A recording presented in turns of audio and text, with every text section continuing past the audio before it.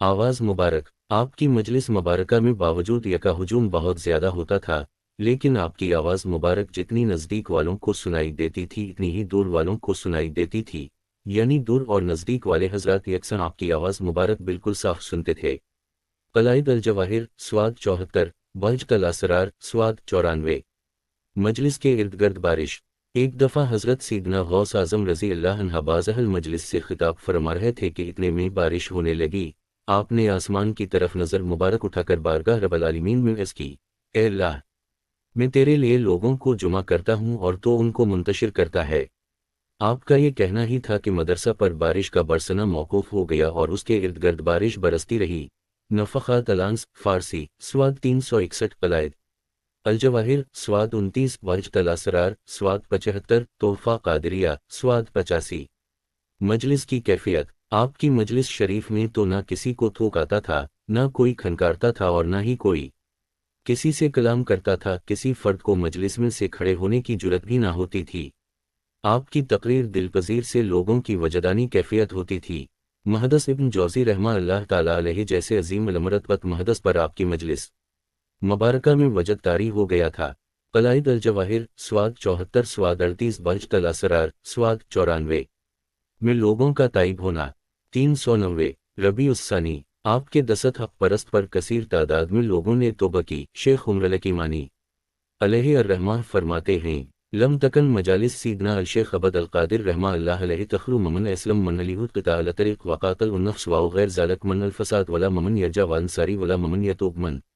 यानी आपकी मजालिस शरीफा में से कोई मजलिस ऐसी नहीं होती थी जिसमें यहूद व नसारी इस्लाम कबूल ना करते हों, या डाकू, कज़्ज़ाक़, कातिल उन्नफ्स, मफसद और बदइतिक़ाद लोग आपके दसत हक परस्त पर तौबा ना अन मुतक़द शे करते हों। बहज कल असरार स्वाद 96 कलाइद अल जवाहिर स्वाद 18 अखबार अल अख़यार फ़ारसी स्वाद 19।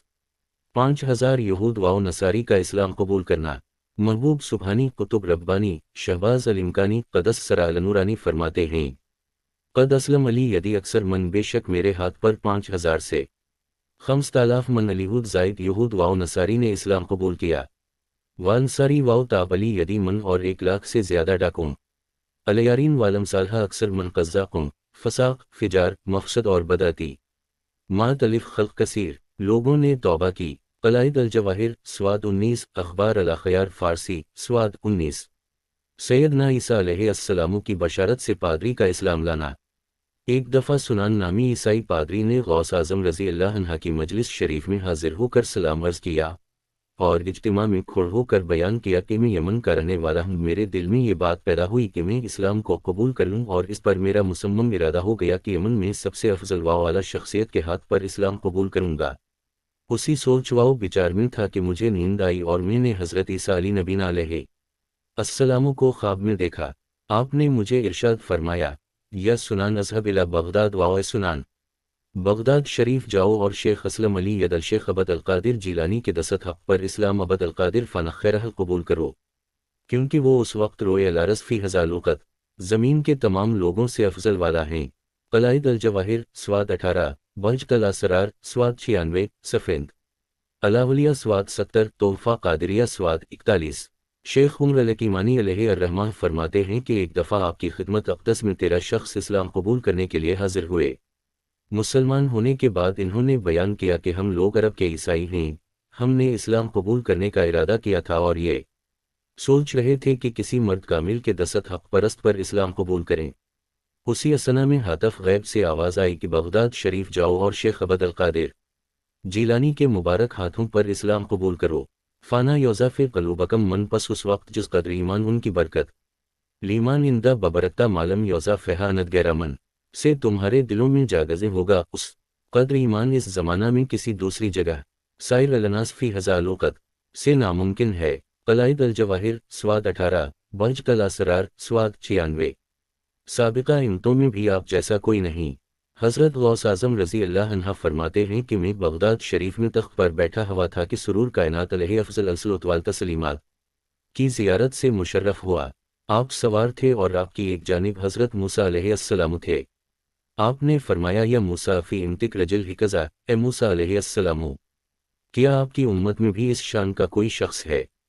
تو حضرت موسیٰ علیہ السلام نے عرض کیا لا نہیں، اور حضور اکرم صلی اللہ علیہ وآلہ وسلم نے مجھے خلعت پہنائی۔ قلائد الجواہر سواد 22۔ ریاضتیں اور مجاہدے۔ سرکار پیران پیر رضی اللہ تعالیٰ عنہ ارشاد فرماتے ہیں کہ جب ابتدائے جوانی میں مجھ پر نیند غالب آتی تو میرے کانوں میں یہ آواز آتی، اے عبد القادر، ہم نے تجھ کو سونے کے لیے پیدا نہیں کیا۔ بج تلاسرار سواد 21، صفین تلاولیہ سواد 63۔ چنانچہ آپ فرماتے ہیں کہ میں عرصہ دراز تک شہر کے ویران اور بے آباد مقامات پر زندگی بسر کرتا رہا، نفس کو طرح طرح کی ریاضت اور مشقت میں ڈالا۔ 25 برس تک عراق کے بیابان جنگلوں میں تنہا پھرتا رہا، چنانچہ 1 سال تک میں ساگ گھاس وغیرہ سے گزارا کرتا رہا اور پانی مطلق طور پر نہ پیا، پھر 1 سال تک پانی بھی پیتا رہا، پھر تیسرے سال میں نے صرف پانی پر ہی گزارا کیا، کچھ بھی نہیں کھاتا تھا، پھر 1 سال تک نہ ہی کچھ کھایا، نہ پیا اور نہ ہی سویا۔ قلائد الجواہر سواد 10-11۔ 40 سال عشاء کے وضو سے فجر کی نماز ادا فرمانا۔ اخبار الاخیار سواد 40، قلائد الجواہر سواد 76 میں مذکور ہے۔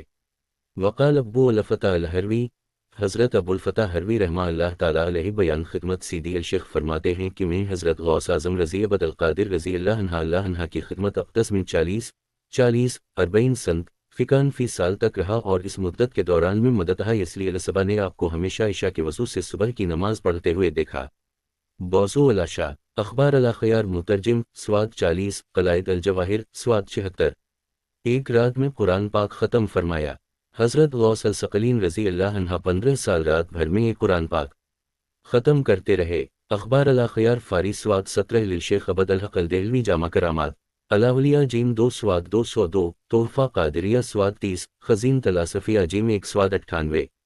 شیخ ابو عبد اللہ نجار سے مروی ہے کہ غوث اعظم رضی اللہ عنہ نے فرمایا کہ میں نے بڑی بڑی سختیاں اور مشقتیں برداشت کیں، اگر وہ کسی پہاڑ پر گزرتے تو وہ پہاڑ بھی پھٹ جاتا۔ قلائد الجواہر سواد 10، طبقات الکبری جیم 1 سواد 126۔ حضرت غوث اعظم سید الاولیاء 394۔ حضرت غوث اعظم رضی اللہ تعالیٰ عنہ نے جب یہ ارشاد فرمایا، قدمی حضا علی رقبہ کل ولی اللہ، میرا یہ قدم اللہ کے ہر ولی کی گردن پر ہے، اور یا کرام نے آپ کے اس ارشاد کو سماعت کیا، اور اپنے اپنے مقامات سے ہر ولی نے اس ارشاد کو قبول کیا اور سر تسلیم خم کیا۔ خواجہ شاہ نقشبند حضرت خواجہ بہاؤالدین نقشبند رضی اللہ عنہ سے حضرت غوث اعظم رضی اللہ تعالیٰ عنہ کے مذکورہ ارشاد مبارک کے متعلق دریافت کیا گیا تو آپ نے ارشاد فرمایا، گردن ہی نہیں، آپ کا قدم مبارک میری آنکھوں اور بصیرت پر ہے۔ ربیع الثانی علی عنی و علی بصیرتی تفریع الخاطر سواد 20۔ غوث اعظم رضی اللہ تعالیٰ عنہ کی کرامت۔ حضرت شیخ الاسلام عارف باللہ امام محمد انوار اللہ فاروقی بانی جامعہ نظامی رحمہ اللہ تعالیٰ علیہ نے مقاصد الاسلام حصہ 8 میں ایک عنوان غوث الثقلین رحمہ اللہ تعالیٰ علیہ کی سلطنت قائم فرمایا، اور حضرت غوث اعظم رضی اللہ تعالیٰ عنہ کی کرامت اس طرح نقل فرمائی۔ دائرہ المعارف میں مولم بطرس بستانی نے یہ روایت نقل کی ہے کہ ایک شخص نے حضرت سیدنا عبد القادر جیلانی رضی اللہ تعالیٰ عنہ کی خدمت میں حاضر ہو کر کہا، میری ایک لڑکی گھر کے چھت پر چڑھی تھی، وہاں سے وہ غائب ہو گئی۔ آپ نے فرمایا کہ آج رات تم محلہ کروخ کے ویرانہ میں جاؤ اور 5ویں ٹیلا کے پاس بیٹھو اور زمین پر یہ کہتے ہوئے ایک دائرہ اپنے اطراف کھینچ لو کہ بسم اللہ علی نیت عبد القادر۔ جب اندھیرا ہو جائے گا تو جنات کی ٹکڑیاں مختلف صورتوں میں تم پر گزریں گی، ان کی ہیبت ناک صورتوں کو دیکھ کر ڈرنا نہیں۔